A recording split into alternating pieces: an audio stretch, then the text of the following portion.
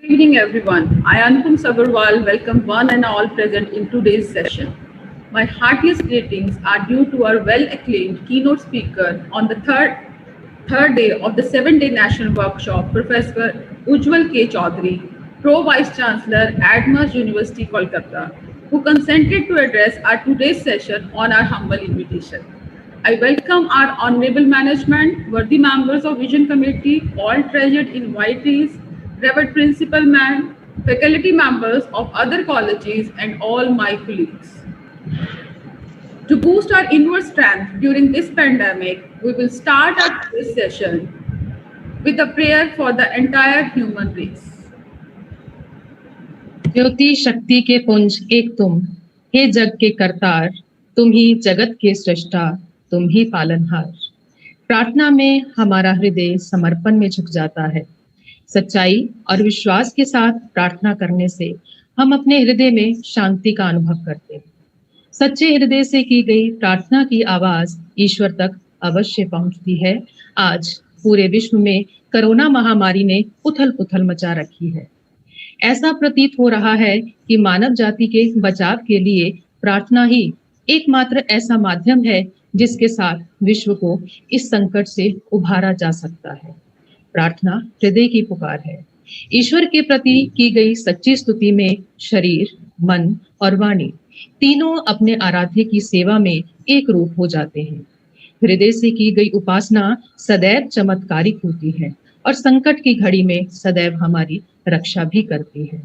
आइए हम सब मिलकर उस परमपिता परमात्मा के प्रति समर्पित होकर वंदना करें कि वे इस संकट की घड़ी में संपूर्ण संसार की रक्षा करें। आइए प्रार्थना करें।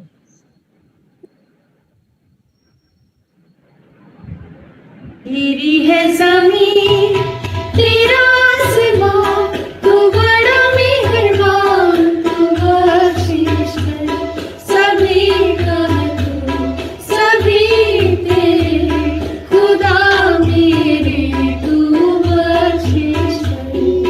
तेरी है ज़मीन, तेरा आसमां, तू बड़ा मेहरबान, तू बख्शिश कर सभी का है तू, सभी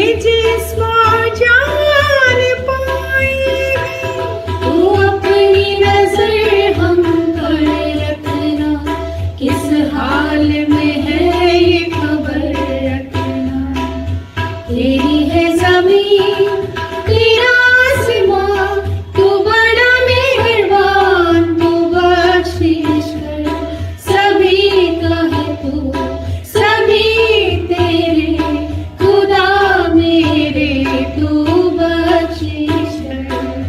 तेरी है ज़मीं, तेरा आसमां,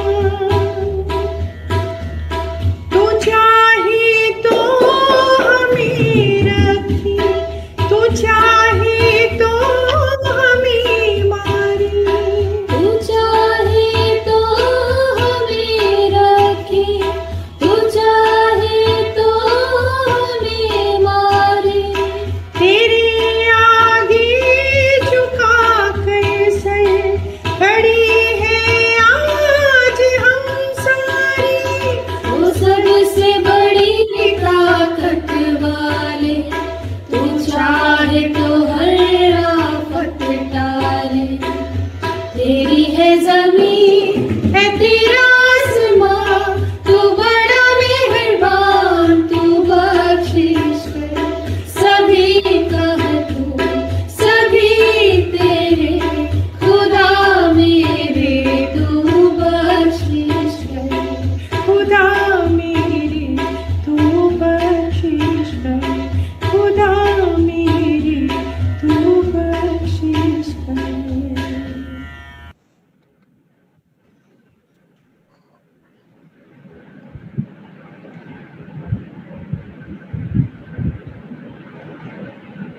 I feel elated to state that our college has been accredited by National Assessment and Accreditation Council, Bangalore, twice with A grade, and we are marching ahead for the third cycle. It is pertinent to state here that recently we all have witnessed various continuous and constructive changes in the process and format of NAC. So understanding the new process is a crucial as well as extremely essential in these days. And we are therefore conducting a 7-day workshop as a quality initiative for IQAC of our college. On 1st May, we have been fortunate enough to have among us Dr. Madan Mohan Goyal, former Vice Chancellor, a neonomist and a renowned educationist. Sir deliberated on various new and untouched aspects of revised National Assessment and Accreditation Council framework. On the second day of the webinar, Dr. B. Anirudhan elaborated on first criteria of SSR, that is curricular aspects. Sir stressed that quality assurance is not an event, it is a continuous process and relentless pursuit to achieve academic excellence. He emphasized on the qualitative metrics and quantitative metrics, which are the new additions into the NAC framework. Now, I request Dr. Neetu Bhargav to present the report of the second day of our national workshop. Over to Dr. Neetu Bhargav. A warm and pleasant evening to one and all present here.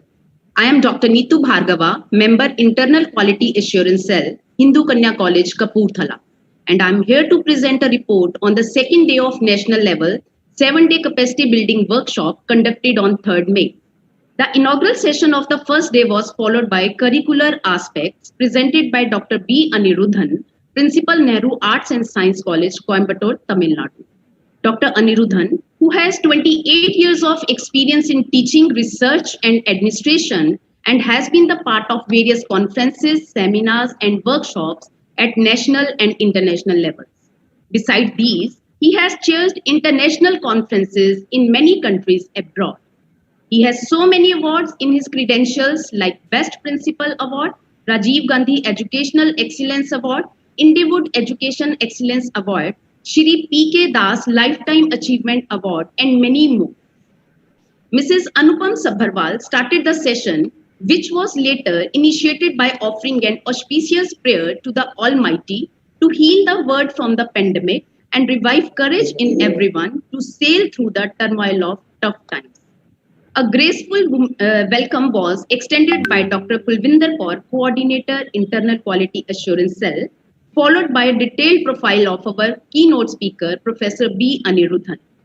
Hereafter, the resource person, Dr. Anirudhan, apprised all the participants with his rich and infinite plethora of knowledge. He shared his lofty thoughts on Criteria 1, curricular aspects, highlighted the mark scheme of this criteria, and put forward different suggestions for the affiliated colleges to score maximum marks from this criteria to reach their target to accomplish A plus or A plus plus grade from the NAC. He focused on outcome-based education and also emphasized on the qualitative metrics and quantitative metrics, which are the new inclusions into the NAC framework. He counseled the audience regarding how the colleges should post their data to the website as far as quantitative and qualitative metrics are concerned. He proposed different methods how to present information in SSR and also suggested to devote full time in writing it effectively. He elaborated a few of significant aspects of Criteria 1, curricular aspects, and spotlighted on the 5 core values vital as per the latest accreditation framework of NAC, which are contribution towards national development, fostering global competences among students, inculcating value system among students, promoting the use of technology, and quest for the excellence. Dr. Anirudhan also explained the methods of calculating the institutional CGPA, which is based on the scores obtained from 3 sources, that is qualitative metrics, quantitative metrics, and SSS. He further said emphatically that the Criteria 1 curricular aspects have 5 key indicators that are curricular design and development, curricular planning and implementation, academic flexibility, curriculum enrichment, and feedback system, out of which 4 are applicable to the affiliated colleges, as curricular designing is not under the scope of affiliated colleges. So,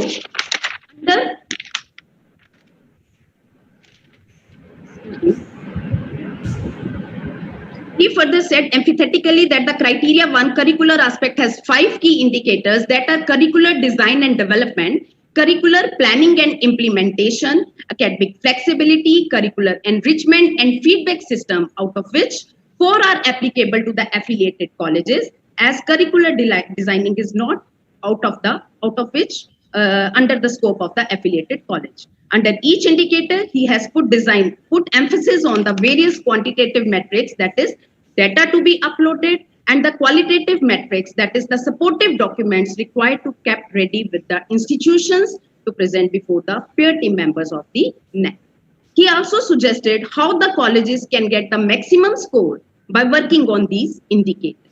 He concluded this intellectual and informative session with his comprehensive explanation of various aspects related with Criteria 1 and illuminated our minds with the luster of gleaming learning and unmatched knowledge. Sir's enlightening session was followed by the interactive session where keen participants asked questions to Dr. Anirudhan and quenched their thirst of knowledge.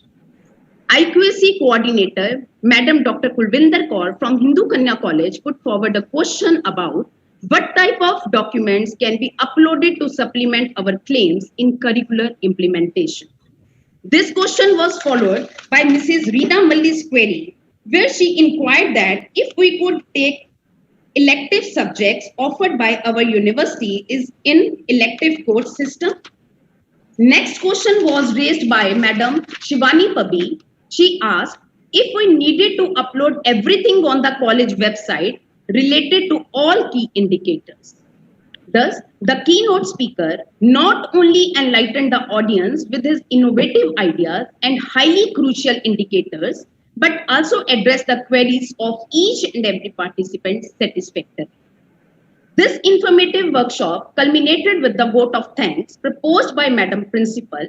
She expressed her deepest gratitude to the keynote speaker for radiating this webinar with his enlightenment of learning and filled the ambience with his positive energy. She felt indebted to everyone who participated in the webinar for exchanging their thoughts to make it constructive and fruitful. She concluded her words by telling the importance of this webinar, not only for those who are participating for the 3rd cycle of NAC, but it is also applicable and equally relevant for the institutions which are aspiring to the stage, the 1st and 2nd cycle of NAC.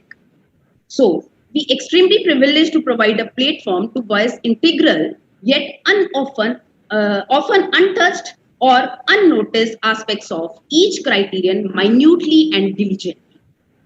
Thank you everyone for converting this webinar a spectacular and enriching show. Thank you very much. Thank you, Dr. Neetu Bhargava. Now, I would like to invite the convener of this webinar, our I2AC coordinator, Dr. Kulwinder Kaur, for welcome address. Over to you, Dr. Kulwinder Kaur.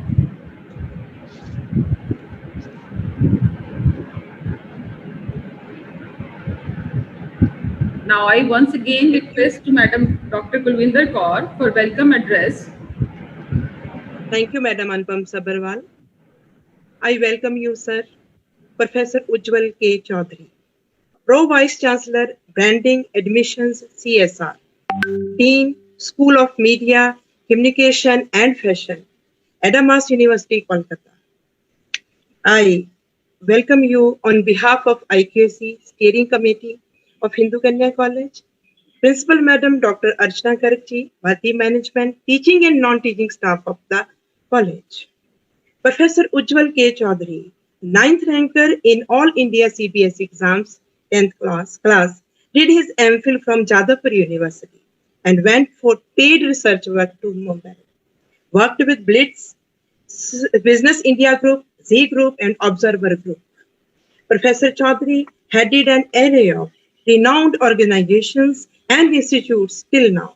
He has worked as Dean of Media and Design Faculty, Symbiosis International University, Dean of Faculty of Media, Design and Communication of MIT University, Mumbai, Dean School of Media of Pearl Academy, Delhi and Mumbai, Dean of DGMC, Mumbai University, Dean of Whistling Woods International School of Communication, Film City, Mumbai, and the Executive Director, ISM School of Communication, Kolkata and Pune. He is a consultant and mentor to the Philadelphia-based Consumer 51, a consultancy based on consumer behavior and design and brand communication. Additionally, he was a consultant and advised various colleges and media houses in Nepal. He was also the editorial director of www.mediadesignedu.com. He was also a senior academic consultant of Amsterdam Film School in the past. Apart from his wide range of professional achievements, Professor Ujjwal K. Chaudhary is also a regular contributor on education, media, society, and politics in publications like DNA, Deccan Herald, Deccan Chronicle, Millennium Post, Eastern Chronicle, Financial Chronicle, News Laundry, The Policy Times, The Tribune, Assam Tribune, Sunday Guardian, The Wire, Gomantek Times, Newsclick.in, Kashmir Times, etc. Apart from Karobar Kathmandu Post in Nepal and The Independent in Dhaka. He addressed a session at UN Human Rights Commission Geneva on issues connected to human rights violations of people affected by leprosy even after their cure. He was also a part of few sessions on social stigma connected to communicable diseases organized by World Health Organization, WHO. Given his extraordinary contribution to academics and overall education sector, Professor Chaudhary has received several awards and honors. In his career, he was the winner of Global Leadership in Communication Education in 2015, a winner of Hall of Fame in Communication Education in 2011, and Professor Chaudhary was also the winner of Golden Triangle Award of Global Forum for Public Relations in 2012. A warm welcome to you, sir. It's a matter of pride to have you here, sir. Now I humbly request you to address our worthy audience. Professor Ujjwal K. Chaudhary, please. Thank you, ma'am. I have forgotten many of the details that you have said. Thank you for revising my memory itself. It's very interesting that you started the program with a prayer. Indeed, it's very important this moment to stay positive. And prayer is a way to connect to one another, connect to God, and stay positive. It's also important to keep asking questions from the powers that be, because we pay taxes to be taken care of. And it's also important to help one another realistically, practically on ground. I'm sure each one of us is helping at least one or two people that we can in any form. There are different forms of help. Today, I really appreciate, I have had the privilege of addressing honorable faculty members of this college earlier too, once. And I believe that I managed to do a reasonably fine work so that you are calling me again. I thank the principal, Archana ji, and Sanjeev Bhallaji, who has been in touch with me and encouraging in between that time and now many times. I would like to actually share more conceptual ideas than just formula and data. But it's important because I have been asked that we are focusing on criterion 2 of NAC. So it's important to at least revise what are the different tables and issues and facts required in criterion 2. We'll do that. We'll do that revision, and then we'll move further the thoughts behind that particular criterion, which is about teaching, mentoring, learning, and evaluation. How do you do this better, particularly in the post-pandemic times? We'll get into that. It might sound very negative or pessimistic if I say education just now is on a ventilator. I have my reasons to tell that, which I'll take up at the end. But this ventilator is not the end of education. We can surely get back as we go ahead. We'll talk about that later, the challenges part. Let me quickly revise everyone's memory, refresh everyone's memory here. And I really appreciate the focused attention of more than 180 faculty members of various colleges and universities, as I can see from your introductions. Great to have you all there. Just let me share the screen to show a very quickly on the criteria 2, sorry, not this, criteria 2, the various factors of criteria 2, the various, just a minute. I have to share the screen, yes. Allow me for a moment. Yes. So this is just a revision of what are the components under criteria 2, what are the various sub-criteria, and how do they expect the data, which is largely known to you, particularly when you are going for a third cycle, is already known. There are some additions. I was in the first cycle when I was in Symbiosis also, but that time and this time there is a big difference. A lot of new criteria and sub-criteria have been added. And also new education policy will bring in further changes because more expectations are there in the new education policy. But just let's quickly revise. This is 2.1.1. So basically this criteria is about all the program names, the codes, number of student seats sanctioned, and applications received and admitted for the last 5 years. And this continues for all the programs that you may have. In our case, for example, a university has 9 schools: School of Engineering and Technology, School of Management, School of Media and Communication, like that, School of Liberal Arts. So for each school, there are 5 or 7 or 10 programs, and the data has to be compiled in this manner. 2.1.2 is about the background of the students. So just the background of the students. Average percentage of seats filled against seats reserved for various categories as per applicable reservation policy. Now, in our case, the reservation policy being a private university is not so much applicable, but then this is something that many places have to have. So this is the other one, though in our case also we give this data. So this is with respect to obviously teachers and their, the period of appointment and the departments, experiences, all those things. These are technical details that you need to have of the teachers, as you can see. 2.4.2 is again the teachers and their qualifications, whether the full-time teacher with so many degrees, qualifications, and all that super specialty, this data.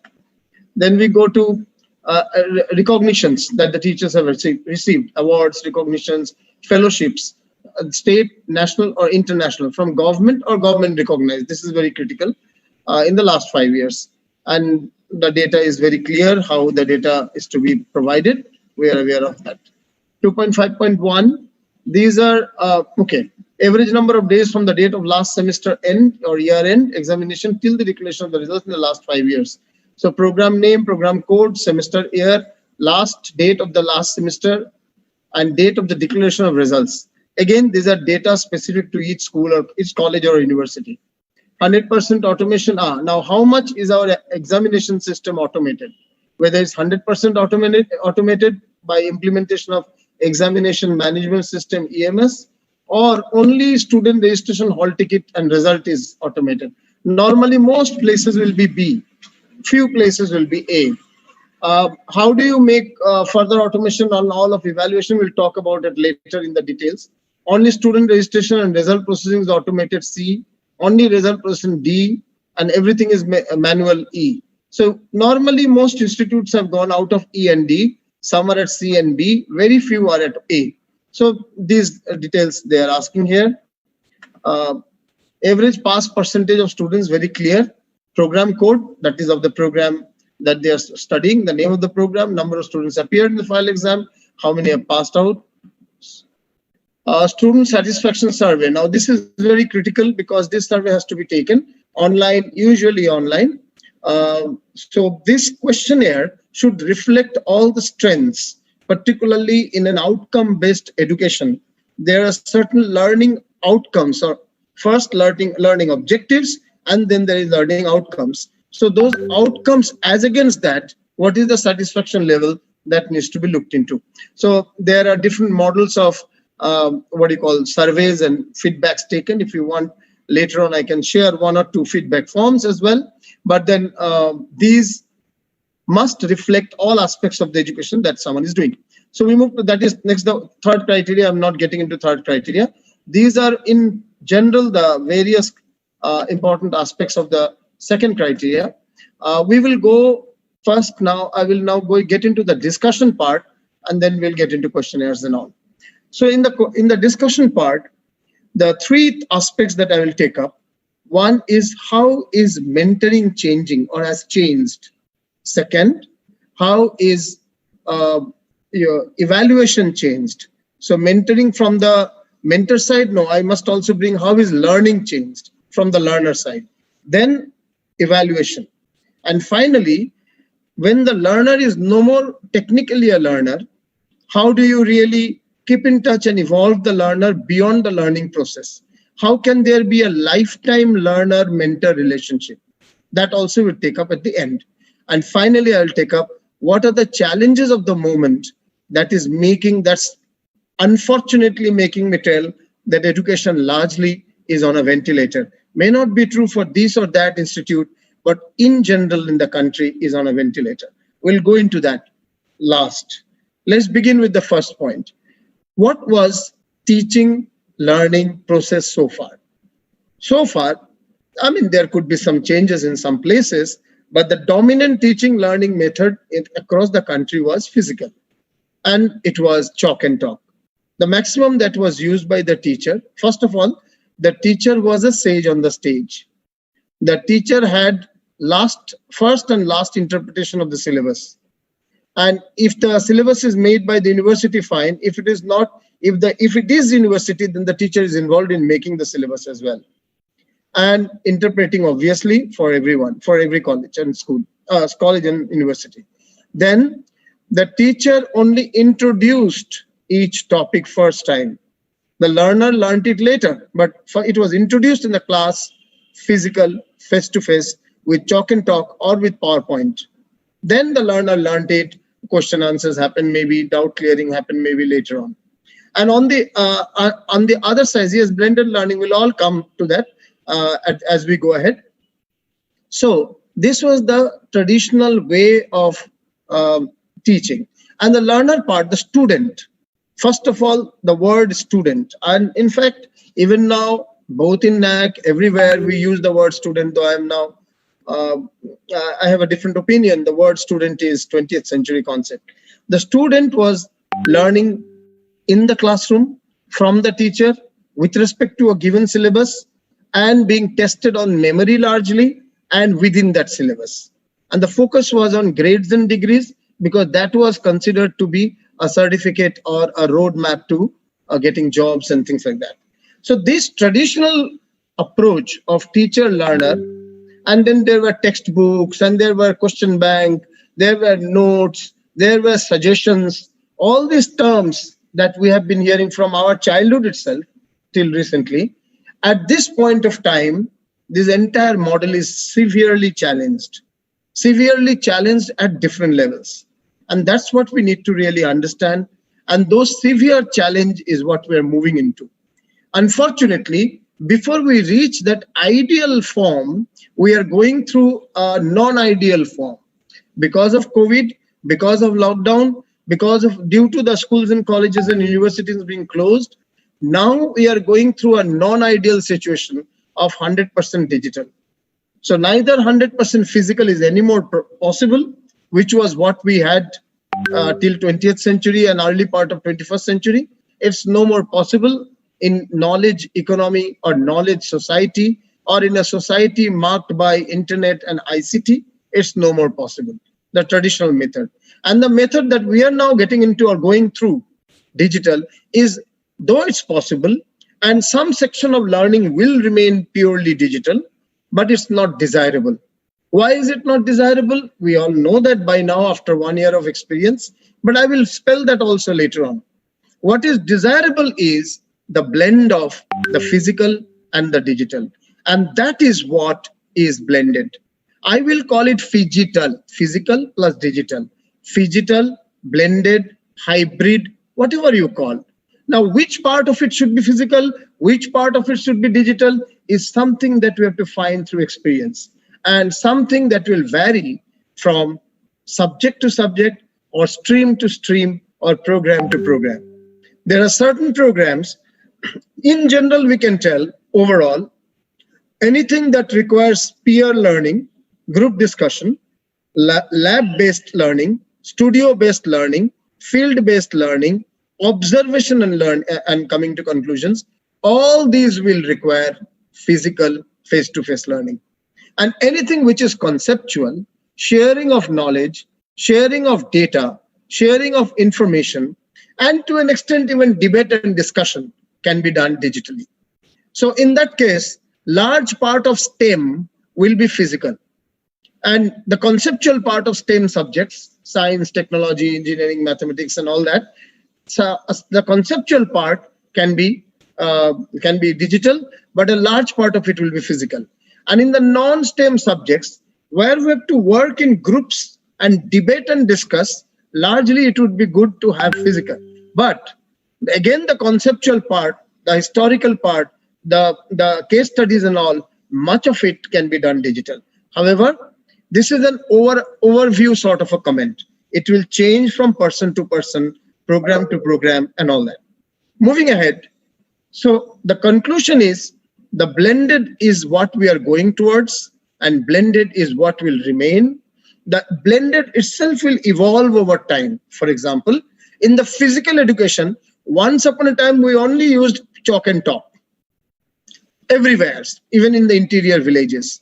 Later on, with the computer coming in, power coming in, and people are understanding internet and all, so PowerPoint concept came, presentation concept came, showing films in the classroom came, making it internet connected, web embedded lecture, this came. So this was also physical, but this evolved. It used digital tools, but the delivery of the education was physical and synchronous. So it evolved from a typical chalk and talk to a little digitally assisted physical education. That was the evolution. Similarly, with the blended education that we are talking is in its first generation. As a couple of years go, the second generation blended education will come. So you will see that sitting at home, whiteboard use and solving a question, even in mathematics, can be done digitally, sitting at home. There would be many other methods. We will use virtual reality and then augmented reality, and it will be like a digital room where I am standing in front of 40 others as if we are face to face, but actually we are digitally. together, and augmented reality will make me look at people in their eyes and talk. There would be advanced methods of digital learning as well as we go ahead. But as on today, we are at the first level of digital learning in our country. There are some universities which are using some advanced technologies, but we are at the first level now. And this first level itself, we need to really understand, because many of us already are at certain disadvantage because of technological, being somewhat technologically challenged. Not anymore after 1 year much, but still. So where conceptually are we moving? We are moving from a teacher-centric model to a mentor-centric model. And how is the mentor different? I will explain that later. Similarly, we are moving from a student-centric learning to a learner-centric learning. So the focus, the attention, the score of learning today is not the teacher, but the learner. And the learner interacts with not a teacher, but a mentor. And there are many differences. And this is my first point. We are moving towards hybrid and phygital, and that hybrid blended phygital only we are at the generation 1. The generation 2 and 3 would come, where augmented and virtual reality will make the education much different. That's point 1. Point 2 was that the teacher-student model is giving place to mentor-learner model. Now the third point is, how is this mentor or mentoring being done or being attempted? This mentor or mentoring can be done at 4 levels. Level 1, what is the content? What is the content I'm teaching? Now, earlier the content was a book. The content was a PPT. The content was the lecture of the sage on the stage. The content was one unidirectional. Yes, some people encourage questions at the end of the class, no doubt. But 80-90% was unidirectional. So that was the content. And the content was textbook and reference book. This was the language, textbook and reference book. It will remain more or less so even in the schools. But in higher education, and I presume that I'm addressing only those who are in higher education, college and university. So at this level, this concept of text and reference books would actually go away, because the concept of organic syllabus itself would come to an end as we move ahead. It need not be that the current NAC parameters actually reflects all of these. The new education policy reflects more. So actually, it reflects the entire current, NAC parameters may not be reflecting all of this as on today. So there will be evolution even in NAC. The way NAC has been evolved from what it was in when I was a part of the NAC committee in cycle 1 in Symbiosis. That was, I think, 12 or 13 years ago. So that time and now, the NAC is far evolved. And within the next 2 years, the NAC would be furthermore evolved, because just now the NAC parameters do not categorically reflect digital and blended learning fully. There will be many new technology aspects and blended learning aspects that will come in. Having told that, the point that I'm trying to make is that the first thing, which is learning resource or content, hum padhaye to kya padhaye? So it was a syllabus-based notes, book, and texts. Now the concept that will come, yes, there will be a syllabus. There has to be a structured syllabus at a particular level. Nuclear theory can be learned in class 10 and can be learned in MSc or MTech. This should not be the same level. So there will be a syllabus. But the structured syllabus will be guide to action, not the last word in the subject. It's a guide to action. And a mentor and a learner can gradually move from a structured syllabus of 20 topics, let's say, to an organic syllabus where the topics are explored deeper. The class has 20 students, and there are 10 people who are interested in that paper too much. All the 20 have to learn that 20 topics, because that is a part of the structured syllabus. But 10 or 8 of them may actually move into organic learning. Organic learning means going deeper into every topic, going beyond the level of the class that I am in. I may be in first year or second year of undergraduate, but the topic that I learn, the subject that I enjoy, or I want to make it my lifetime pursuance, I can get into master level learning in that. I can get deeper into that. I can do a thesis into that. I can do a project in that. So the point is, this concept of structured learning to organic learning is a new form of learning. And mentors have to be ready for that. Earlier, teacher can snub a student telling, "Arey, ye syllabus mein nahi hai, tumhe padhne ki zarurat nahi hai." You can't say that now, because you are expected to encourage, because now that education is voluntarily, I'll explain that also. How is the education becoming more voluntary? So in the era of voluntary participation of the learner in the learning process, the mentor has to be open to be organically teaching something beyond syllabus to some people. Whereas the minimum structured thing has to be taught. Now, how will I prepare this content?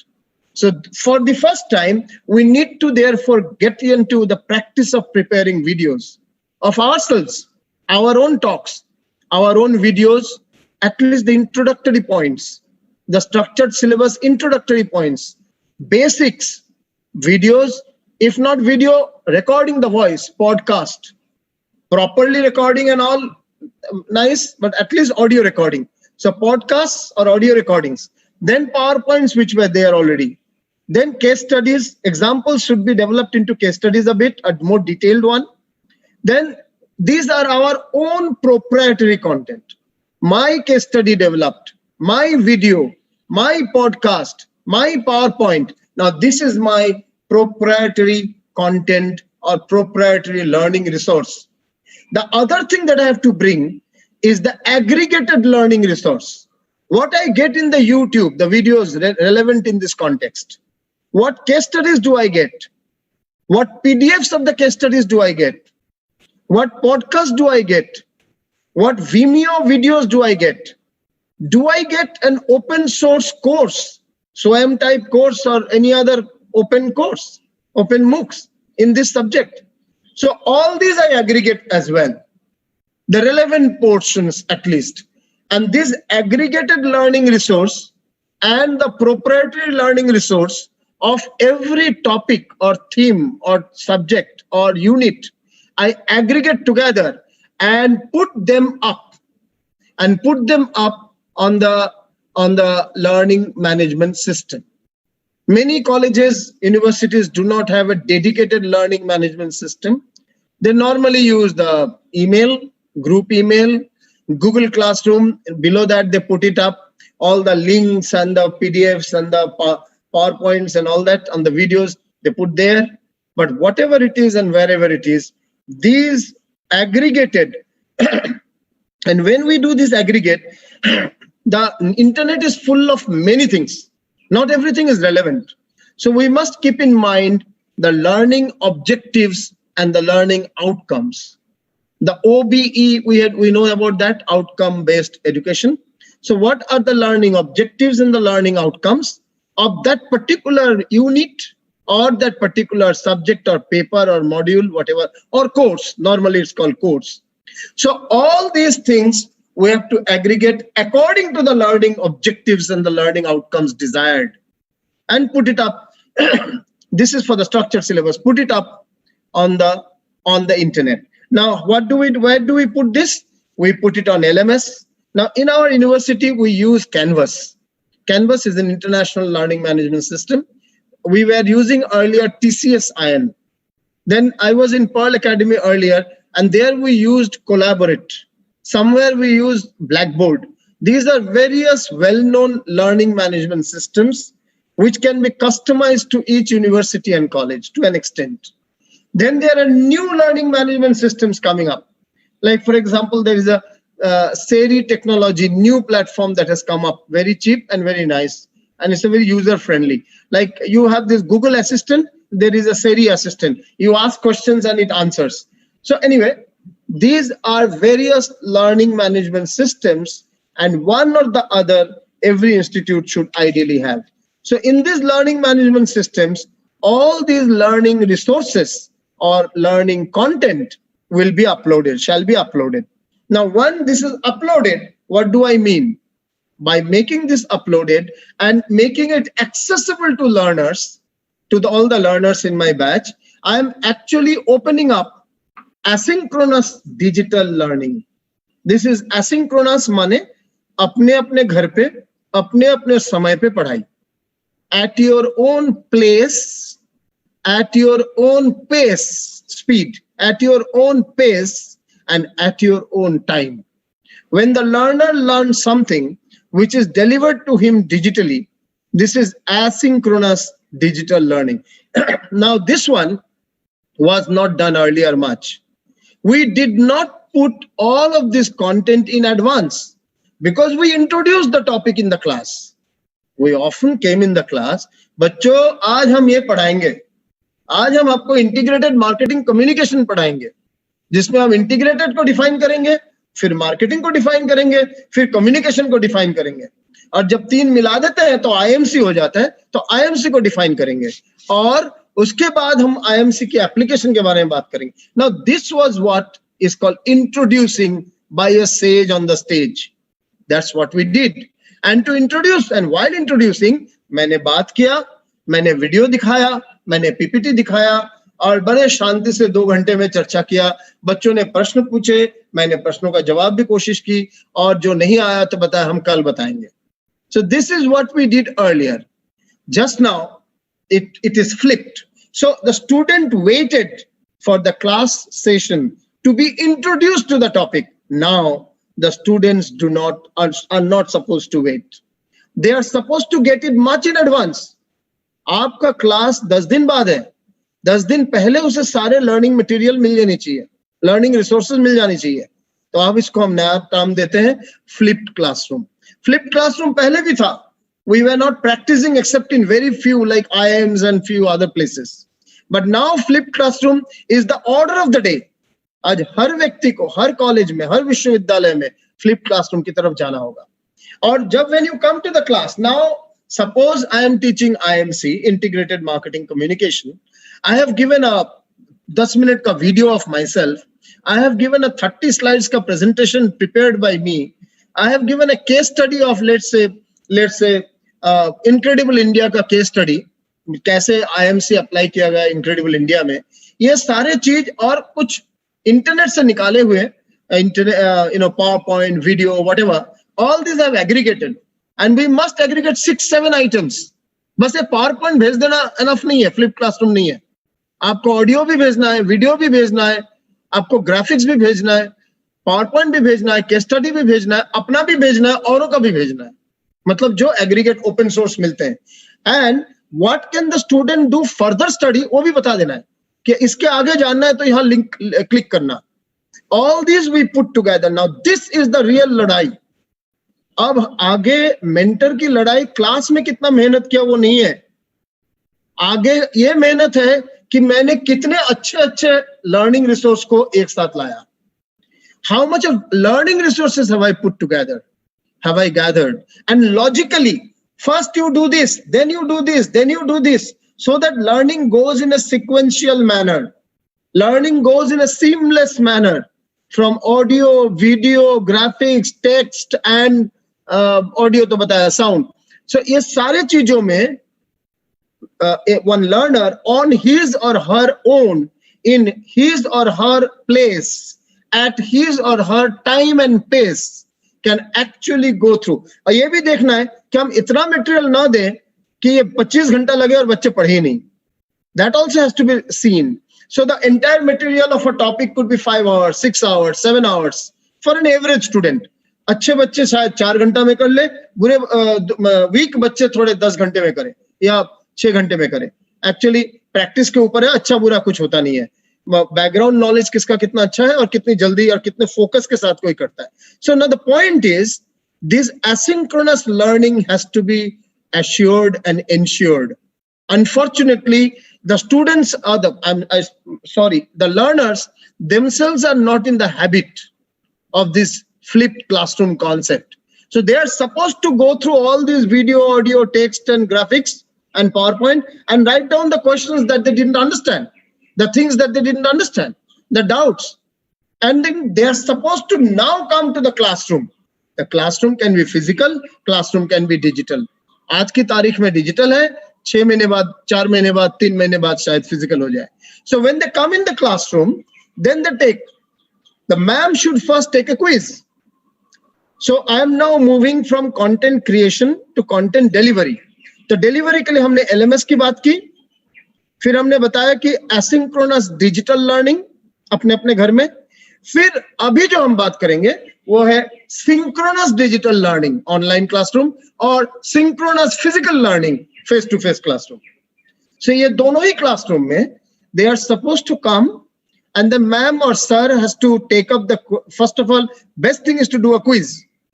फट से quiz कर लीजिए, online में भी कर सकते हैं, offline तो इजी है ही है. that quiz will give you real time understanding of the knowledge of the batch. बच्चे वाकई आपके दिए हुए मैटर को as per flipped classroom norm, have they gone through it, studied it, at least tried, just check it. Don't check memory. इसका date बताओ, उसका नाम बताओ नहीं. लॉजिक, इंटरप्रिटेशन, एनालिसिस, कॉम्प्रिहेंशन, ये चेक करना है, मेमोरी नहीं. Unfortunately, because checking memory is very easy. एक डेट चेक करना, एक नाम चेक करना बहुत इजी है. The tougher job is to do analytical tests or applied test. So you do some quiz or some test method, maybe what do you call it, isko kya kehte hain, Google form mein question answer, whatever, and this gives you a clear cut on the spot understanding of the level of intelligence of the batch. Once you have got that in the first 20 minutes, 15 minutes, 30 minutes, depending on how much time you have, then you can go further and tell, okay, let me try. I have just seen your work. Maybe these things are not well understood. So you can take up 2 or 3 things जिसमें सबसे ज़्यादा बच्चे गलत किए हैं, and explain that. Then start asking them. Then now you ask. You ask so that I can explain further. Problem is, हम पहले we were introducing the topic face to face in the classroom. Now we are introducing the topic digitally in the Zoom or whatever, Google Class, or in हमारे यहाँ MS Teams चलता है, तो MS Teams. So we are doing the same practice.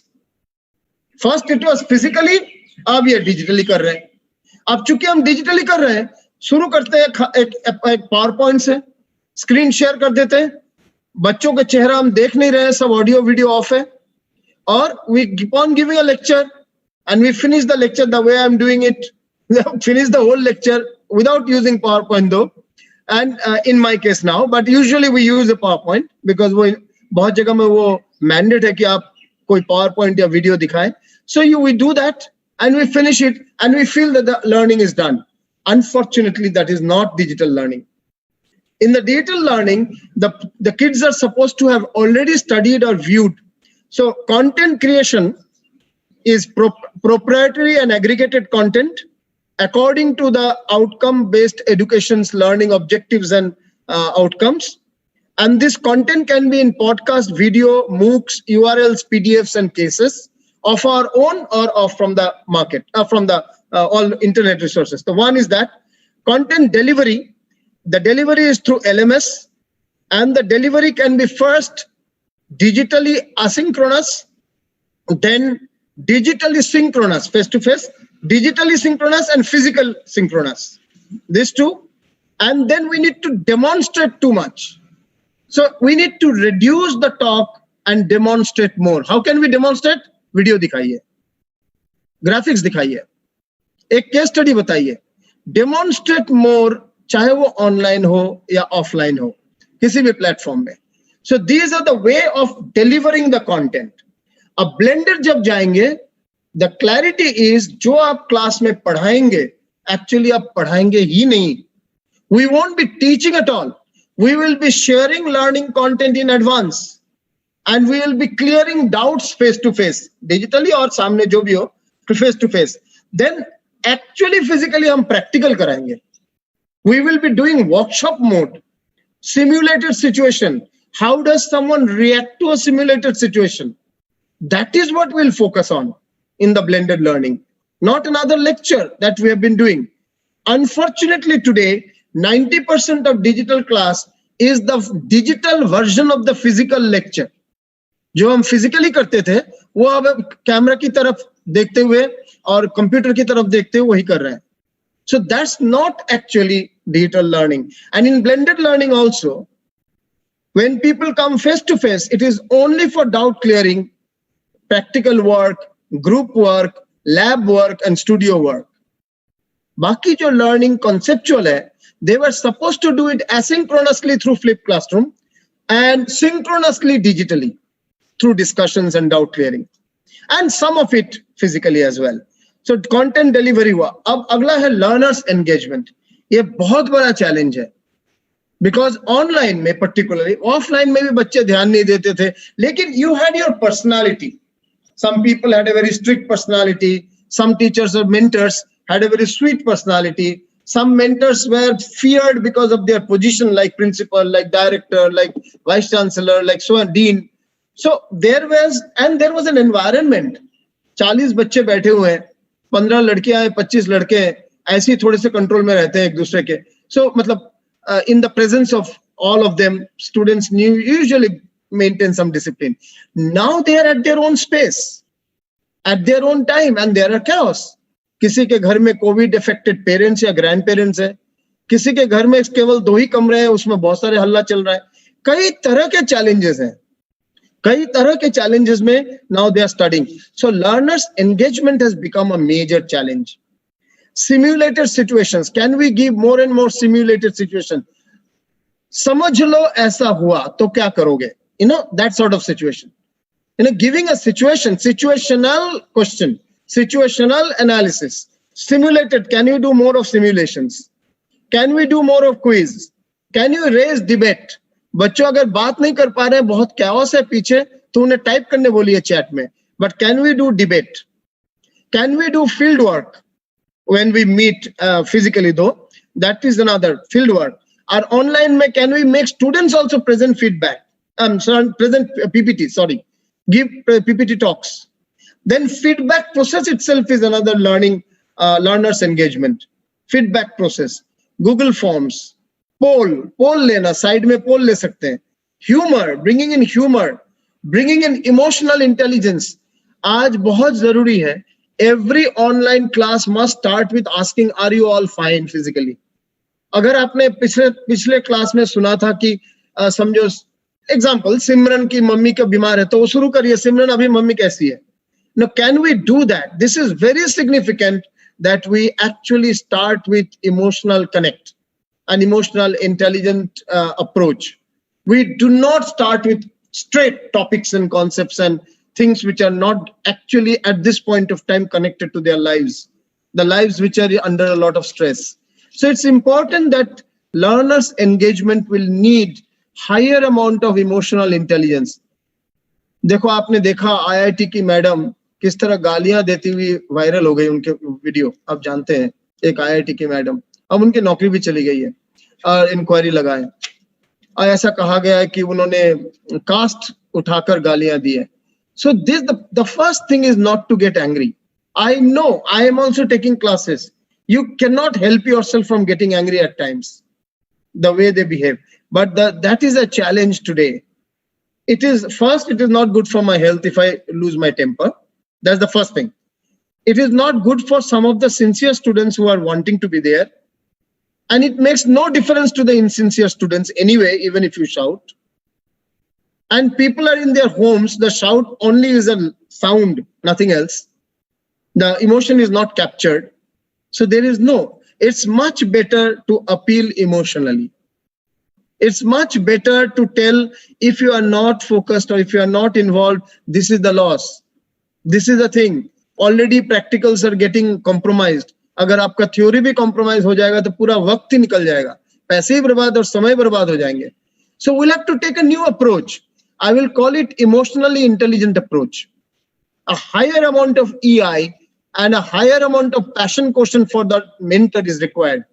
So that's the next point, that in learners engagement, simulations, quiz, debate, fieldwork तो physical है, digital में नहीं. PPT physical digital दोनों ही हो सकता है. Feedback, Google form, poll, using humor, and using higher emotional intelligence. These are the points or facts to engage the learner creatively. And the last part, learners evaluation. पहले evaluation हम सब जानते हैं, mid term and and term exam होते थे 3 महीने और 6 महीने के बाद. फिर बहुत जगह में जहां एनुअल था 3 महीने, 6 महीने, 9 महीने और 12 महीने, इसमें 4 एग्जाम होते हैं. इसका 10%, उसका 20%, उसका 30%, उसका फलाना 50%, जो भी है उस तरह का हम परसेंटेज लेते थे, लेकर एक टोटल बना के निकाल देते थे. That was what written exam उन दिनों में जो देते हैं बच्चे, that was the ultimate exam thing. But we are moving to a different. Now the problem is that what I will say as new examination system is very tough to do with 5,000 students, 10,000 students, or 15,000 students. Very tough. But then there is no other way. If we really want education to be meaningful, to be internalized, then this is required. We need to have both online and offline education, examination. Online can be open book exam, but then open book आप बोलोगे तो फिर जो भी प्रश्न करेंगे वो तो देख देख के लिखेगा. इंटरनेट है, किताब है. That is the challenge for us. Can we make non-Googleable questions? Can we ask questions which are not Googleable? Now, simulated situation. समझो आपने क्लास में हम मार्केट के एग्जांपल दे रहे हैं. अब बैंक का एक ब्रांड के बारे में बात की थी. Your example case study was about a bank brand, but the question is about a telecom brand, and telecom brand which is also a simulated situation. समझो इस तरह का telecom brand है जो actually नहीं भी हो सकता है. So the point is, can you ask applied questions, analytical questions, simulated questions, which cannot be Googled, which cannot be copied, which cannot be Googled, which cannot be copied. But to do that, the concepts need to be understood, to have been understood. Yes, someone can revise, Google the concepts once again, no problem. But the application of it, but then there is also within 2 hours, 5 questions or 4 questions have to be answered. So if they keep Googling one answer only, then they will lose the time. So the point is, this is a challenge for both them and us as mentors and them as learners. How to take non-Googleable examination, which is open book. And how, for them, for the learners, how to resist books and Google and concentrate on imagination and planning and thinking and remembering what I have learned earlier based on that. So that's one. Online, applied, analytical, open book. The next one is online proctored.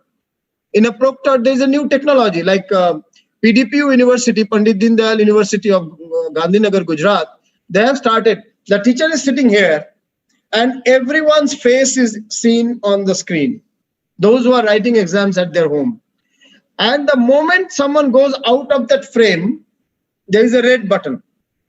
And they have been told that they have to explain each such thing happens. And if not satisfied, the teacher can cancel the exam or reduce some marks. So they cannot actually move out. Only if they say that, ma'am, I'll have to just give me 30 seconds, I have to go to the washroom. Maybe they can tell that. That is also a system. Others don't get disturbed. Only the lady can, the teacher who is monitoring can only hear and answer. Others are not disturbed. So there is a software by which proctored examination online is started. So that's one way of taking examination. The other is where blended हो जाएगा तो इसकी जरूरत नहीं होगी. But open book exam लिया जा सकता है, blended maybe. Then quiz, marks on quiz, debates, marks on debate, case study. Ask students to prepare case study, and a case study which is not already easily available. So let them study from different sources and prepare the case study. Then application, applied, the case study. Case study which is already there is one, and application which may not be there but they have to develop is another. So there are, and PowerPoint presentations. So there are some field work करके आके report लिखना, report जमा देना, report PPT में दिखाना. So these are various multiple continuous assessment systems. So we can have subject to subject differ करेगा. Media, management, law, engineering, sciences, सब में थोड़ा-थोड़ा differ करेंगे ये सारे. लेकिन there can be a lot of multiple ways of evaluation, online, offline, on ground and digital अलग अलग तरीके से हम कर सकते हैं. So these will be content creation, content delivery, learners engagement, learners evaluation. इसके बाद में पांचवा पॉइंट जो बोलूंगा, post learning mentoring. Post learning mentoring हम क्या कर सकते हैं? सो एक एलुमनाई रिलेशंस मेंटेन करना, एलुमनाई डेटाबेस, उनके साथ एक फ्रीक्वेंसी, समझो मंथली एक newsletter can go to them. Alumni success stories can be recorded there. Alumni success stories can be shared with the current students. So alumni is also an extended family. ये feel होना जरूरी है. हम बोलते हैं बहुत समय, actually नहीं करते हैं. Second, career development of the alumni.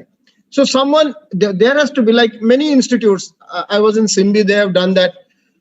Alumni themselves, they run it. There are groups, closed Facebook groups and e-groups or WhatsApp groups in which both the university and the alumni themselves share job opportunities. Someone is looking for a change, someone has lost a job, someone had a family reason break and then wants to come back to jobs again. So these groups actually work as a conduit by which information is shared. Then career continuous learning. So doing a management development program for the alumni at a very cheap cost. And this management development program is really hands-on, not the way we do our faculty development program, which is more academic. This is more hands-on, more corporate, more professional, more hard skills based. So that sort of continuous learning, the way the doctors do. Doctors have a continuous learning process very well done. The senior doctors come and they explain the new cases and all that. So the similar way, continuous learning. Today it can be done digitally also. And digital management development programs can be very welcome to the alumni because that will save their time and money. And last, using the alumni to share their work experiences with the current students. Some universities now, in my current university, is not so well developed, but in Symbiosis and Amity we develop. Every week, one alumnus will come and speak to the juniors about his or her industry experience, then take questions. It's called my professional journey, they call it. 7 साल काम किया, 6 साल काम किया, जो भी काम किया, they will tell, मैं इस साल कॉलेज से निकला और उसके बाद ये किया, ऐसे किया, ये प्रॉब्लम्स हुए, हमें इस समय इस तरह के जॉब छोड़ने पड़े, इस तरह के जॉब लेने पड़े. I had to upgrade my skill this way. I found what I learned in college and this particular thing practice, there is a difference. So I had to upgrade. All these things ये जो बोलते हैं, this is a great connect. And there has to be a post-learning mentoring. So formal learning के बाद भी mentoring process should continue. So these are the broad content that I wanted to tell. Now the last point I will take up, and I know some teachers are very unhappy that I said education is on ventilator. The issue is, I'll explain the points. First of all, please understand, just like you, I am also an educationist. I am also a mentor. So education being on ventilator is not a good news, neither for me, nor for you, nor for the learners, not for the country as a whole. UNESCO has already told, since March 2020, 52% of India's learning children from class 5 to university to post-graduation, 52% of 283 million, that is 28.3 crores. 52% is 15 crore almost. ये 15 crore registered बच्चे class 5 से लेकर master's degree तक, they had zero education. They had zero education. Except वो बीच में किसी का school college खुला और फिर बंद हो गया, वो पीरियड को ना गिनो जब स्कूल कॉलेज खुला थोड़ा, तो they had zero education in the name of digital education. The remaining 48% जो 14 करोड़ के करीब 13.5-14 करोड़ होंगे, this 48% had 2-3 different levels of education. One was the basic, which was on WhatsApp. जो चीज WhatsApp में shared हुआ उतना ही, because their connectivity and their access and their net power was very limited. Then third category at the top was seamless digital education. हम भी नहीं claim कर सकते हैं. हमारी यूनिवर्सिटी में बच्चों के सबके पास अभी लैपटॉप है, सबके पास अभी स्मार्टफोन है, 99.9% नेट कनेक्टिविटी भी अच्छा है. उसके बावजूद भी नहीं बोल सकते हैं कि सीमलेस हुआ है. सीमलेस हुआ है, बहुत कॉर्नर में भी रहते हैं कभी कभी. सो देयर आर सर्टन, फिर भी रीजनेबली अच्छा हुआ.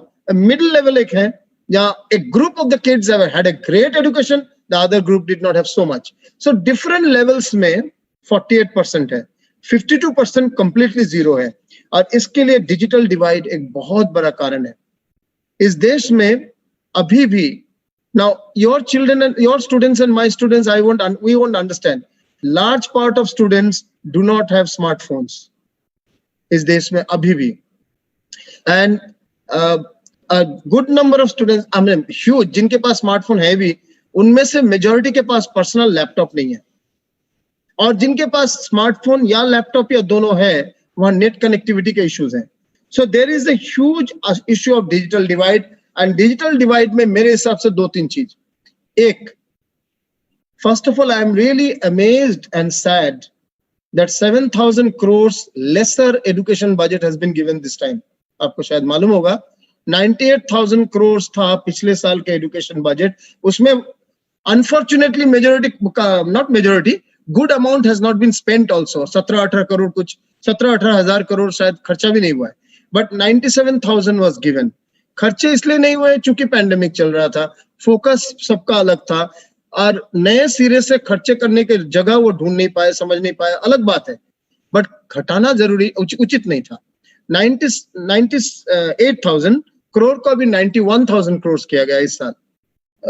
This itself is very, for a country of 135 crores, even 1 lakh crore is small. By the way, 98,000 crores was 2.9% of the national budget. This has become now 2.75 or 78% of the national budget this time. I am extremely sad. लेकिन new education policy talks about 6%. आपको मालूम होगा, सब लोग इसको जानते होंगे. 6% of the GDP and 6% of the national budget. For every state budget, more than 6%. This is there in the new education policy. और जिस साल में ये पॉलिसी हुई, उसी साल में ही पैसे घटा दिए गए. So that's my first point, that 6% कम है, but let us at least begin with 6%. Once upon a time, Rajiv Gandhi's new education policy promised 6%. His government did not give it. And the subsequent governments of Narasimha Rao, of Atal Bihari Vajpayee, or of Modi, any government has not still given 6% in public education. Still not given. So it is significant, it is important, it is very, very urgent that at least 2022 से हम 6% of the budget education के लिए दें. ये पहला point मेरा है. और ये डिजिटल डिवाइड को क्रॉस करने के लिए, डिजिटल डिवाइड को ब्रिज करने के लिए, this would be a very very significant development. But this is not enough. Only government can not sort out problems. अभी भी जो आपका पैंडेमिक चल रहा है, गवर्नमेंट का बहुत बड़ा रोल है, but can not be the exclusive and only role. Other civil society also has to have a role. Similarly, our civil society today, as far as digital divide, we should start a 1 million mobile movement. 1 million पुराने mobiles जिन बच्चों के पास नहीं है, let's give them. Old laptops movement, old laptops disbursement movement. Let us disburse that. Then there are a couple of hours. अभी तो वैसे school college बंद है अधिक जगहों में. Whenever it's open, couple of hours to the less privileged colleges and schools around us, उनके बच्चों के लिए, so that they can be trained in computer and digital technologies. So some things we have to do. One of my former colleagues from Simbi, who is now an Maharashtra Civil Service officer, अभी तक personally 22 mobile phone खरीद के, smartphone जिसमें internet है, smartphone खरीद के दिया है बच्चों को, अपने एरिया के गरीब बच्चों को. 22, and I really salute. 22 करने के लिए कम से कम कुछ नहीं तो 2 लाख रुपया तो खर्चा किया है. 2 लाख रुपया तो खर्चा किया है. So it could be his 2 or 3 months salary, I don't know, 2 months salary, whatever. हमने तो नहीं किया. मैंने कुछ खर्चे किए इस पीरियड में, लेकिन 2 लाख अभी तक मैंने नहीं किया. So I really appreciate and salute him. That, and there must be everyone doing something like that. The other part is, so this is civil society, that's the government role. Allocation of fund is only one. There are many aspects of the government role. They need to connect the entire country digitally. Anyway, not getting too much into that. CSR, corporate social responsibility, में 2% of profit has to be given to CSR. It is important that we give this CSR for digital connectivity. 2 साल तक digital connectivity, रोटी कपड़ा मकान, शिक्षा और स्वास्थ्य, ये 5 की तरह digital connectivity is the 6th aspect of dignified life now. You cannot have a dignified education, dignified life, unless these 6 things are assured. So that's one part. That's why I say that it's a challenge of education today. Second part, there is a huge generation gap and technology gap. So even among teachers, you see, there are some teachers who have taken to new technologies and new ways of connecting with students faster, and some people are still grappling. We know that. And if we go into teachers, parents, and students, and the children, that is, the youngsters have taken it up faster than us. My daughter is much smarter than me on the digital medium. And even parents are far, I mean, I'm in education, but most parents are not. Many parents are grappling, and particularly many of them are not educated. They use the phone only for a WhatsApp or a call. That's all. So they do not know even how to, in school children, I'm saying, not the adults, छोटे बच्चों में, whether they are using the internet or the mobile for right or wrong reasons not clear. Then it's important that too many hours are not spent. So there are some applications like Aprison or Forest. These are apps that you can put in the mobile of your child, APPRISON, Aprison or Forest, and that will limit the number of hours. You can set number of hours. उसके बाद वो internet काम नहीं करेगा. तो उतने hours के बाद in a 24-hour cycle. और कुछ particular sites and जो चीज आप बंद करना चाहोगे वो आप मतलब screen लगा के बंद कर सकते हो. So these things can be done, but then this is a challenge. And generation gap is there on technology. Third, low emotional quotient. ये पहले हमने बताया कि आपका connect कम है. जब हम physically class लेते हैं, we have a relationship with the students. We remember their names, faces. We talk to each one. The moment we see a child, we remember something that we have discussed in the past. Unfortunately, this is not possible so easily when we meet our youngsters only on the screen. So there is a challenge today. I hope with blended education, this will be reduced. But the emotional connect, the emotional quotient has gone down. This undoubtedly is a major challenge in education. Peer learning deficit is there. One child teaches the other child. One student teaches the other student. One learns from the other how he or she is speaking, how he or she has done a job, what sort of personality he or she has. So that peer learning, group learning, and that develops social empathy, that develops emotional intelligence, that develops bonding. और बच्चे तो ये देखते हैं, सब लोग पढ़ने थोड़ी आते हैं, कोई दोस्ती के लिए आता है, कोई इश्क मोहब्बत के लिए भी आते हैं, and it's natural, that is their age, particularly in higher education. So all this social aspect is missing now, and that's creating a huge peer learning deficit and emotional disconnect. So this is another challenge. Health and wellness. आंखों के लिए long hours वो तो एक है, हर एक के घर में. Once upon a time, COVID was in few places. हम सुने हैं हमारे किसी पहचान के दूर के किसी के घर पे हुआ है, अब तो हर एक के घर में आ गया. Now it's a common thing everywhere. And जितना कोविड चैलेंज नहीं है, उससे उसका डर ज्यादा बैठ गया है. You know, the fear has created a bigger nuisance than the disease per se. The problem just now in second COVID surge is not always of the disease. It's also of the resources, availability of oxygen, availability of drugs, availability of bed. वो सब उससे डर ज्यादा. So I'm not getting into that. That's another issue. Point is, health and wellness is another challenge to education today. So low learning outcome. According to outcome-based education, this particular course has these 7 outcomes. But because of the challenges I have noted, most of the outcomes are not being fulfilled. Now they're not being fulfilled, but you have to claim it.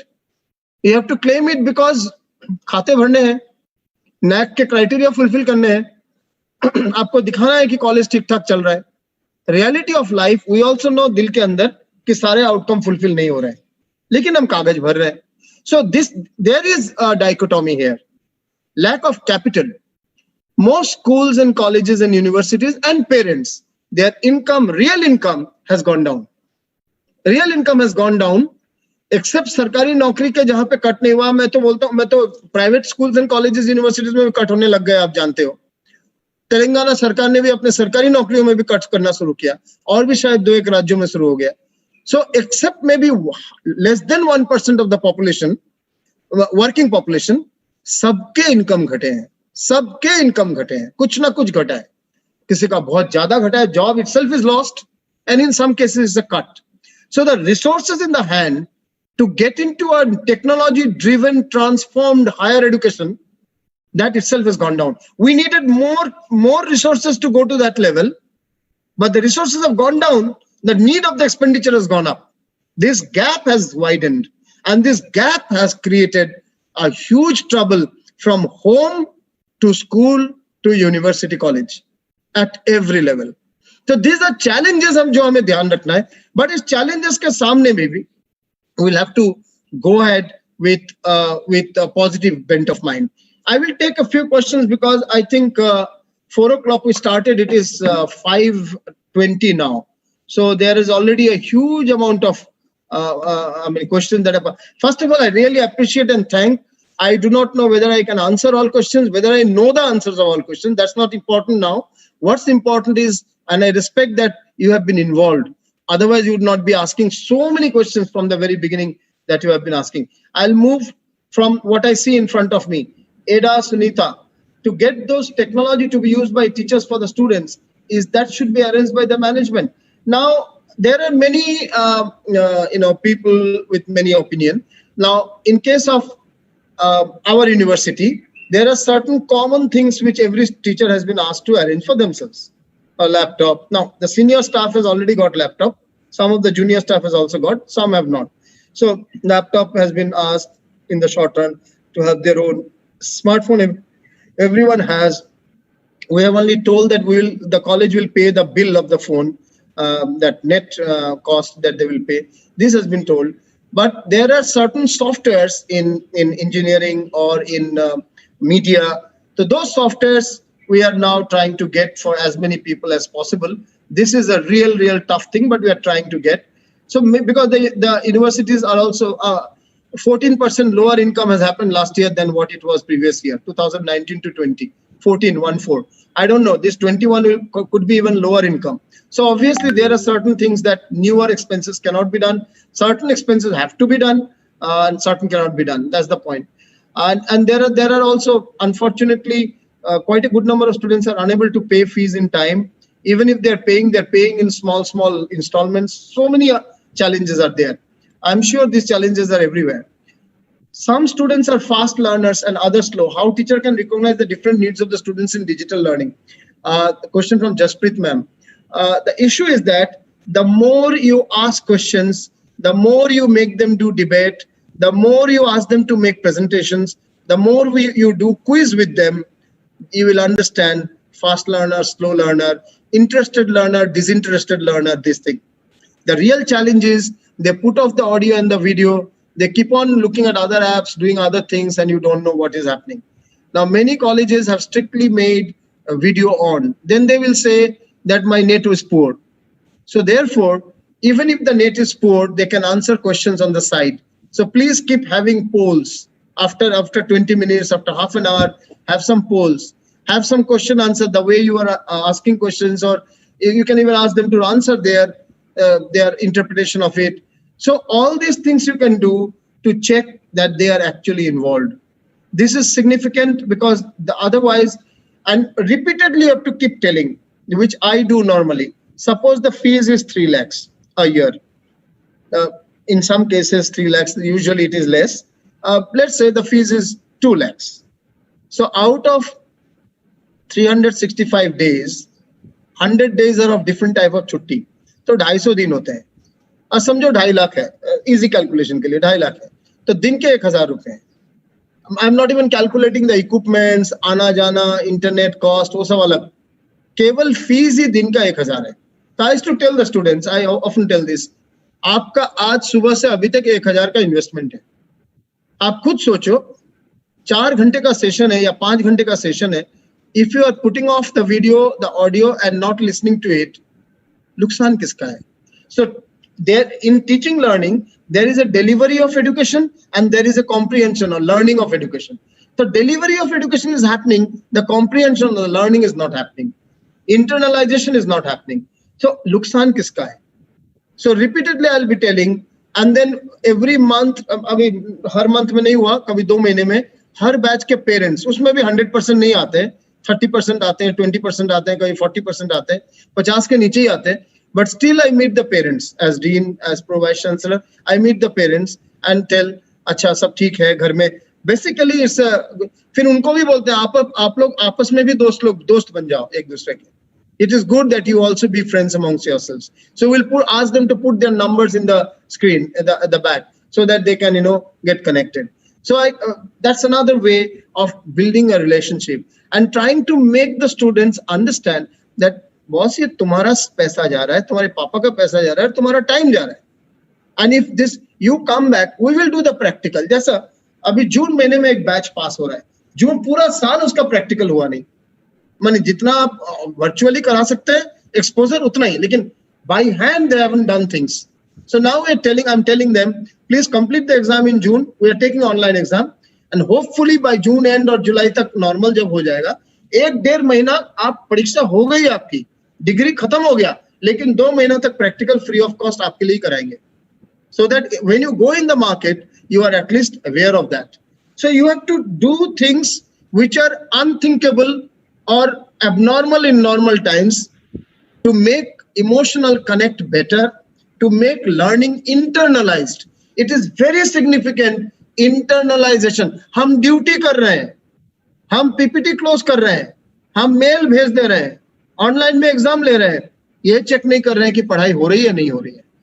Whether the learning is happening or not, we are not always doing. Now, when I am telling this, I am not telling you, I am self-criticizing. I am criticizing for all of us. We are a family of mentors. When the doctors were saving the world, we mentors were shaping the world. We are shaping the world even now. We have already exposed our bedrooms and drawing rooms to the learners by opening the camera. We have already exposed our vulnerabilities.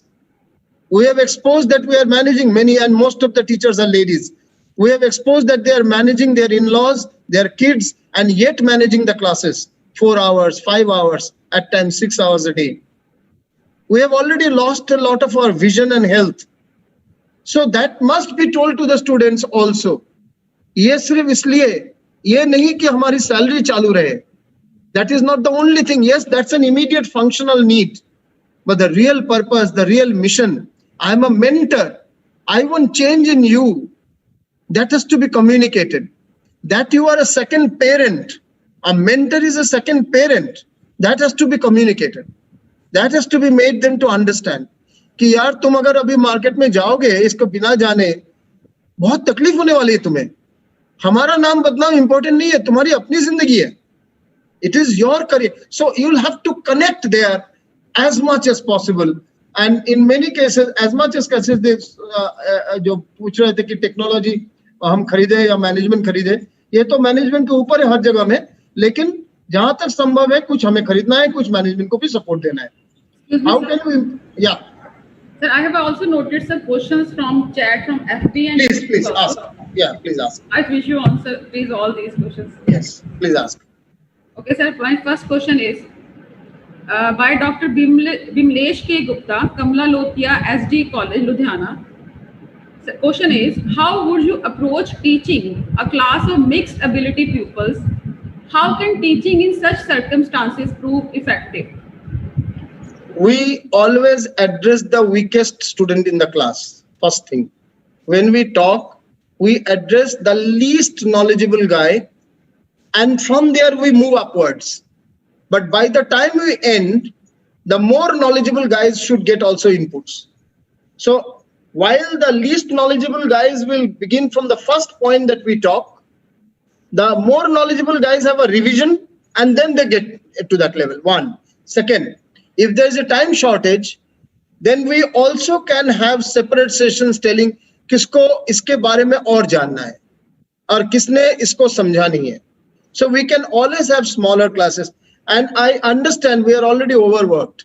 Online में पहली बात है technology affinity तैयार करना, हम अपने complacence से निकलना, टेक्नोलॉजी एफिनिटी तैयार करना, ऑनलाइन में पढ़ाना, घर मैनेज करते हुए, we are already overworked.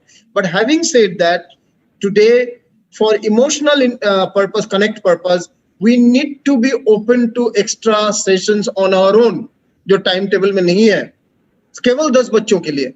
केवल 5 बच्चों के लिए, अगर अकेला एक बच्चा है तो उसको व्हाट्सएप वीडियो में, but we need to do that. And हमारा टोन लो होगा, मतलब वॉल्यूम लो नहीं, टोन गुस्सेला नहीं होगा, tone can not be angry tone, because जितना भी पढ़ने का मन है वो भी डिस्कनेक्ट हो जाएगा।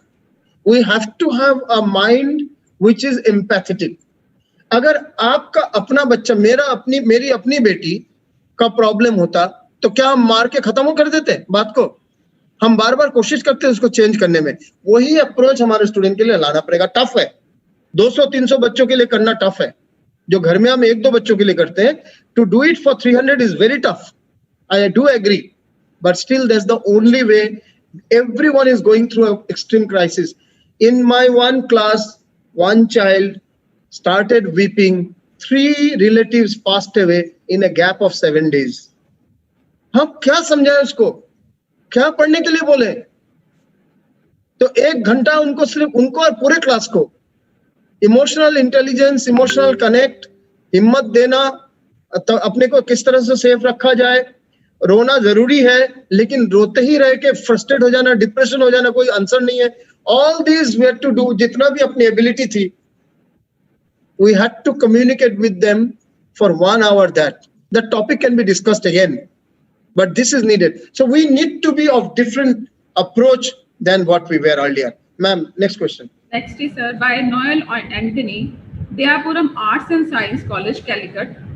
Will teachers be replaced by robotic learning with the control of technology, as there are many apps available in the market which is visually content attractive? To an extent, right. See, there is an Alexa robot which can read news. हम देखते हैं ना, they're very handsome guys, good looking women reading news. अब हम देख रहे हैं कि there is also a robot which can read news. But then that means what? Tomorrow a programmed robot can be explaining things in a way, but वो mechanically होगा ना? Okay, app based learning में, according to artificial intelligence application and machine learning application, the app can understand how much has the learner learned. जो उसकी कमजोरी है, the app can continue repeating that till the person understands that. This can be done, I know, but still the app will not give confidence. The app will not give emotional connect. The app will not tell about anecdotes of life. The app will not talk about values of life. The app will not tell, don't worry, I will connect you to my professional friend, वो तुमको internship करा देगा. The app will not tell, I will get a case study for you, वो पढ़ लेना फिर दूसरा case banana. So this customization, personification, emotional attachment, these things the apps will not do. No application can replace a mother. अब giving birth की बात नहीं कर रहा हूँ, after birth also. No application can replace a mother. No application can replace a mentor. A teacher can be replaced. Teacher who only shares information can be very well replaced by an app sharing information. But a mentor cannot be replaced. Mentor is an agony aunt also. A mentor is a motivator also. A mentor is an inspirer, a second parent. That will not be replaced by an app. Very well said, sir. So next question is by Mrs. Paramjit Kaur from Hindu Kanya College. How digital learning is possible in practical subjects like music? As ma'am is from the because I'm not from the field, I mean, though I'm from media, so there are certain, digital, you can share videos, you can share audios, you can share digital notes, that notes of the music, and you can share, self-learning softwares. There are music, sub-subject mein hai, self-learning softwares. So learning to learn, and this is for all subjects, not music only. Learning to learn is a critical skill of today's times. So आप मुझे कुछ पढ़ा रहे हो, मैंने सीखा, लेकिन मैं क्या अपने आप कोई नया विषय को सीख सकता हूं? So I should have certain qualities. One quality is research quality. One quality is understanding the basics. One quality is a little creative mind. One quality is first see the example and then go to the concept, because example is easy to understand. One quality is समझ गया तो उसको practice करना. समझ गया तो किसी और को समझाना. So all of this together come to actually teach us learning to learn. So music में भी एक बड़ा portion will be learning to learn. But it's true. I do believe the guru, the ustad has to be in front. Without the guru or ustad's personal touch, the final learning cannot happen. अच्छा वैसे एकलव्य तो teacher को मिले बिना भी सीखा था ना, ऑब्जर्व कर करके सीखा था. सो आज वो एकलव्य जो रिमोट में किया, आज डिजिटली रिमोट में हम वही कर रहे हैं या करवा रहे हैं बच्चों को. बस अपना अंगूठा मत मांगिए बच्चे से, किसी प्यारे बच्चे के खातिर दूसरे के अंगूठा मत मांगिए. Otherwise it is possible to learn from remote as well. चलिए. The last question by Dr. Anju T.R., Newman College, Kerala. When we try flipped classroom in the class of both fast, medium and slow learners, not all the students are able to cope up with the change. So how we can bridge the gap? So in your learning resources, have something very simple, which is for the slow learner. इसीलिए video आना जरूरी है, इसीलिए podcast आना जरूरी है. And do not go to the high level. Therefore, you say first read this, then you go to the second. Don't put the learning resources in a jumbled up manner. Begin with the simplest, easiest thing at the top. A very simple way of, if you don't get it online, then do it yourself, audio or video recording yourself. So the weakest student can start with that number one. Actually, you ask everyone to start with the number one, then the number two, then the number three. Suppose you've given 8 learning resource on one topic. The weak student may not go beyond 3 or 4. That's fine.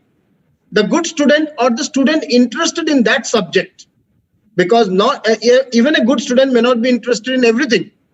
So organically have the last 2 items above the level of the class of that batch, higher level, so that the really interested organic learner, I am repeatedly saying structured learner and organic learner.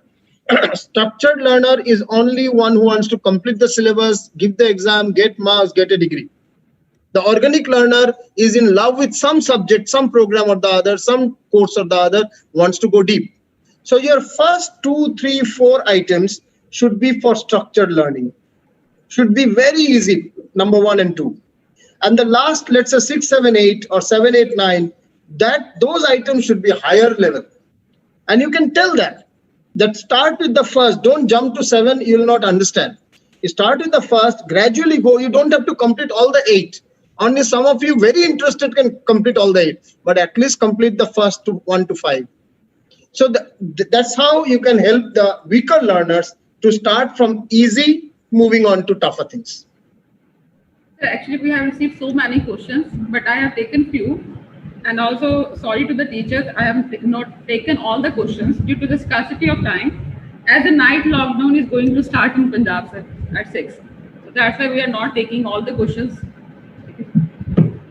No problem. I can see the questions on the screen. There are a few comments given to me privately also. Yes, Bimlesh ji, I am also unhappy calling education is on ventilator. I am very, very unhappy. मेरी रोजी रोटी, मेरा परिचय, मेरा सामाजिक जो भी इज्जत, ये सारे पढ़ाई से ही है, एजुकेशन से ही है. तो how can I be happy if education is on ventilator? But the reality is, पिछले 1 साल में भारत के आधे बच्चे पढ़ाई नहीं किए हैं. 1 घंटे 1 मिनट की पढ़ाई नहीं किए. वो बच्चे हमें आपको नहीं दिखते हैं, क्योंकि we address middle class and upper middle class children. We do not address that category which is completely invisible to us and outside this education system because of this pandemic. So it's there, it's a big challenge, but let's do our job better. Thank you very much, sir, for this informative and eye-opening session. And I'm quite sure that all of us have widened our scope of knowledge regarding various relevant topics of teaching and learning. So you have very nicely elaborated all the transition from traditional way of learning to the digital learning. Thank you so much, sir. And thank you for taking all the maximum queries as we can have and adding new dimensions to our knowledge. Now I would like to request our Madam Principal, Dr. Archana Garg ji, to say some words of gratitude through her vote of thanks to our today's keynote speaker, Dr. Ujjwal K. Chaudhary ji. Ma'am Principal, please.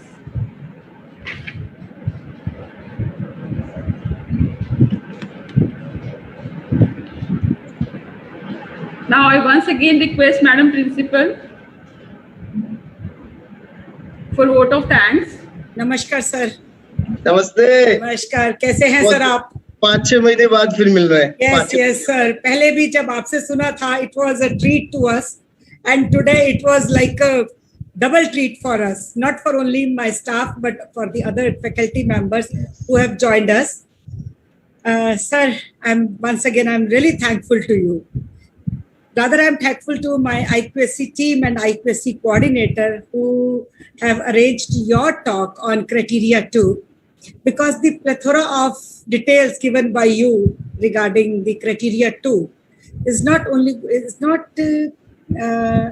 actually it is a guiding path for us to prepare for the NAC and to write the criteria 2, because the definition given by you regarding the teaching, learning outcomes, students' performance, association of alumni to the college, mentoring and mentoring system, how to mentor the students, how to mentor the alumni, how to have the learning objectives, how to have the learning outcomes, how to compare this. And apart from that, the teaching pedagogies, which you have explained, which we can adopt in this era of pandemic, because we are working online. So you're very right that now we have to go in for blended teaching, because I don't think so that offline learning is going to start very soon. So we have to go for online teaching, and we teachers are to see how to make our lectures more interactive, so that the students can join us and can be attached to us. Once again, thank you very much, sir. And I really apologize on behalf of my team, because few of the members from the team, they are working from college and they are from different cities, and lockdown is going to start at 6 and they have to reach their homes also. Yeah, very right. Even when the lockdown goes, when the pandemic goes, and we pray again that it happens very soon, even then digital will remain. The only thing will be, it will be digital plus physical blended. Yes. It is going to be blended learning, and we teachers need to learn how to blend both the teachings, like online and offline teaching. And very well said by you, sir, that we have to send the task to the students very much before the lecture, because when they join our classes, they should know what the teacher is going to do. Right now, we don't have any face-to-face contact with the students. So they are not going to listen what we are going to, like वो हमारा जो surprise का पिटारा है, उस पे कभी भी react नहीं करेंगे, क्योंकि वो क्लासरूम में जुड़े नहीं हुए हमारे साथ. तो हमें पहले उनको बताना पड़ेगा. Once again, sir, thank you very much, and I extend my warm gratitude to all the faculty members from different colleges for joining the third day of our workshop. Thank you, sir. Thank you very much. Thank you. Thank you very much. So with this, we reach the end of our today's highly informative session. On behalf of IQAC Hindu Kanya College Kapurthala, I'm thankful to each and everyone who graced this session and made it successful one. We will meet tomorrow with the same enthusiasm on the 4th day of the workshop, scheduled to be held on 5th May at 4 p.m., in which Dr. B.S. Vig, Principal MR Government College, Fazilka, will apprise us about SWOT analysis. So once again, thank you all for joining us today. We hope to seek the same support and active participation from all of you. Thank you very much and have a great day ahead. Thank you, everyone.